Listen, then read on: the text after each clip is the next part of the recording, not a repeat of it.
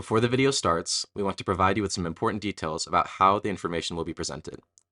When the video transitions to the training segment, there won't be any captions or interpretations. The audio will feature the CSDB trainer speaking, accompanied by an ASL interpreter translating. However, we will include both audio and captions for our commentary on the topics that concerned us. A link to access the full training video is provided in the description area below. Visual description. The commentator is a bearded man wearing a gray polo shirt with 5 horizontal white stripes across his chest. He is signing this information.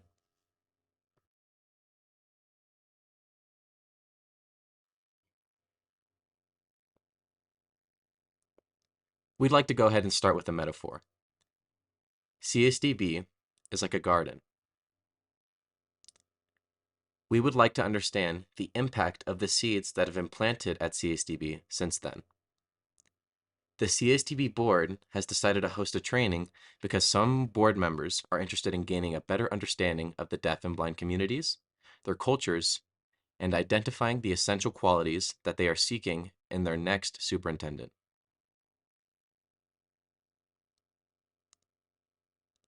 The CSDB staff is responsible for providing training for the blind portion of the school.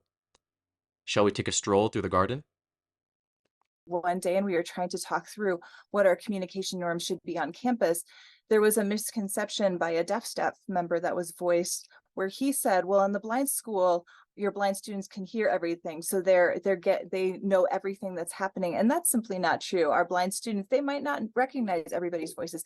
They have no idea what people are wearing every day. There is so much information that they are missing on a daily basis because they just don't have somebody following them around every day, audio describing everything in their life. There are just huge pieces of life that blind students and staff miss when they don't have functional vision.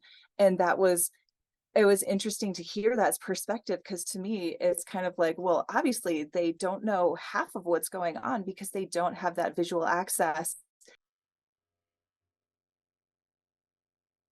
Robin attempted to discuss how the loss of visual information affects the blind community, which is indeed valuable information. Our deaf community can wholeheartedly empathize with this as we grapple with the absence of auditory information. However, what a deaf individual mentioned was undeniably accurate. Blind students have complete access to communication. Yet for deaf students, this isn't always the case. The deaf person's statement was true and precise. So, we find it perplexing that Robin would target the deaf individual in this manner. And that is what we want to bring to your attention. Careers and lives to this work, but because of our personal perspective, I think we have for sure a different viewpoint and something more is not the word, but something significant or deeper that we can enlighten students and other folks about.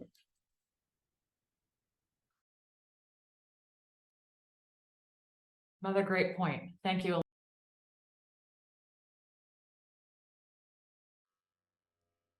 Our stance is that ableism is a troubling issue within this training, and it has been surprising to observe the level of acceptance of this issue among key participants in this training. It is important to note that the deaf community often highlights autism, which falls under the umbrella of ableism.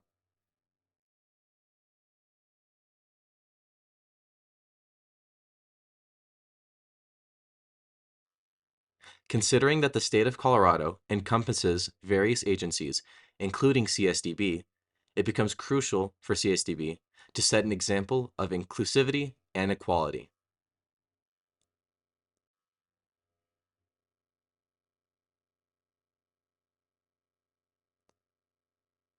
We strongly disagree with the notion that we require an able-bodied staff or someone with full physical or sensory capabilities to lead. Michael Stone is our visually impaired board member. However, he's not on campus. I'm not sure he's even in town.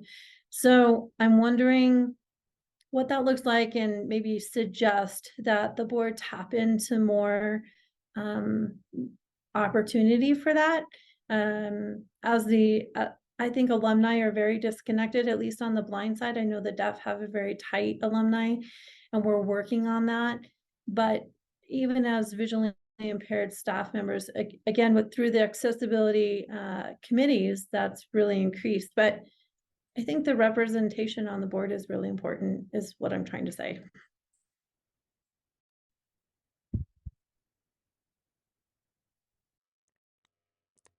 This is an aspect that we can certainly agree on. The CSDB board and its board member selection process requires improvement. Currently, out of the 7 board members, only 1 is deaf and only 1 is blind. This lack of representation does not align with the demographics of the institution's community. Together, we can work towards changing this situation. I'd like to share how our community feels about previous board outcomes, specifically discussing 2 voting results that left our community feeling marginalized. The most recent superintendent selected by the board was Nancy Benham, a choice that our community did not view as the right fit. Our board representative voted against it, but the final tally stood at 6-1 against our community's preference. Similarly, the board recently made a decision regarding which agency should lead the search for the new superintendent. Unfortunately, the chosen agency was perceived as lacking proven experience in the field of education, particularly in serving the deaf and blind demographics. The final vote ended up being 5-1, which does not reflect effective collaboration between our communities and board members. We hope to see positive changes for the future. At least on the blind side, I know the deaf have a very tight alumni, and we're working on that. But even as visually impaired staff members, again, through We the still have a few minutes. If there are not additional questions, I just wanted to review some accessibility reminders. Tara, are you still okay if we do that? And Ida, are you as well? I'm so sorry to interrupt. We just watched 2 short clips. Regarding the first clip, we want to express our gratitude for recognizing our leadership in past years, with deaf alumni members managing and operating CSDB AA. One aspect of deaf culture is that we cherish maintaining connections with our alumni members. This is how we show CSDB how much this institution is valued. Next, I wanted to thank Ida for her unwavering commitment and hard work on the board. We know that finding a new superintendent is no easy task. However, it was concerning to see Cheryl ask the person in charge if she could continue her training.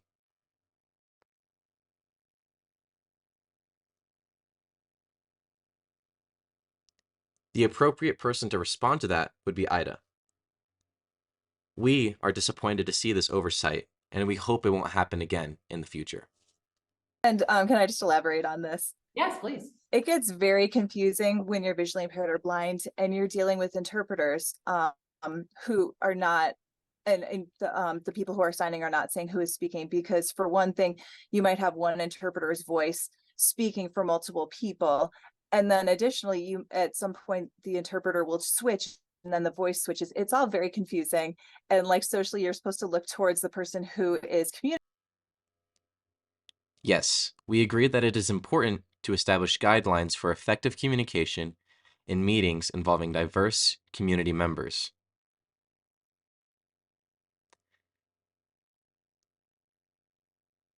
However, we didn't see the need for you to express negative feelings about working with interpreters. Interpreters are absolutely essential for our community and culture as they enable us to access the hearing world and interact effectively. We urge you all to demonstrate greater tolerance, inclusivity, and equity at CSDB.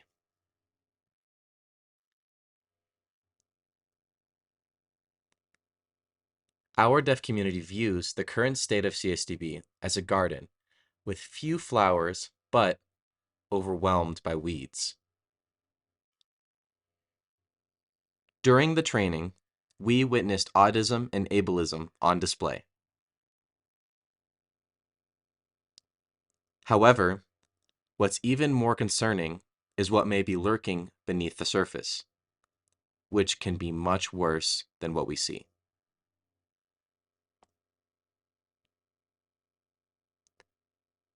The roots of this issue can be traced back to past leaders who cultivated such a culture. Our mission is to deconstruct and eliminate the negative aspects of the current campus culture and reshape it for the better. We believe that CSDB has the potential to venture into uncharted territories. What we need is the right leader, not chosen based on physical or sensory capabilities, but someone with the right mindset to bring both communities together and drive positive change.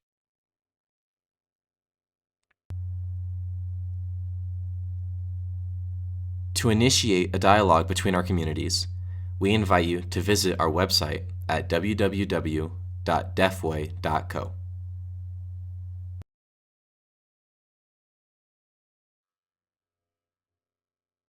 Additionally, we would appreciate it if you could take the time to watch the short video linked below, which showcases what deaf individuals are truly capable of.